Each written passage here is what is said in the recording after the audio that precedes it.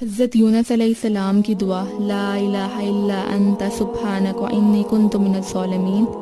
اے اللہ، آپ کے سوا کوئی معبود نہیں، آپ پاک ہیں، بے شک میں ظالموں میں سے ہوں۔ یہ وہ دعا ہے جو حضرت یونس علیہ السلام نے مچھلی کے پیٹ میں کی تھی۔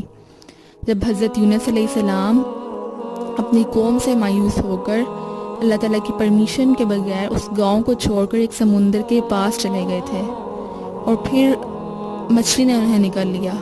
اس مچھلی کے پیٹ میں تاریکی میں انہیں اپنے گناہ کا احساس ہوا، اور انہوں نے اللہ تعالیٰ سے دعا کی کہ اللہ تعالیٰ، آپ کے سوا کوئی معبود نہیں، آپ عیبوں سے پاک ہیں، اور میں ہی ظالم ہوں، میں نے گناہ کیا، مجھے بخش دیں۔ اس دعا کے متعلق اللہ تعالیٰ کا ارشاد ہے کہ اگر یونس علیہ السلام اس مچھلی کے پیٹ میں یہ دعا نہ مانگتے تو ہم یونس علیہ السلام کو بھی اس مچھلی کے پیٹ سے اس دن نکالتے جب ہم مردوں کو قبروں سے نکالتے۔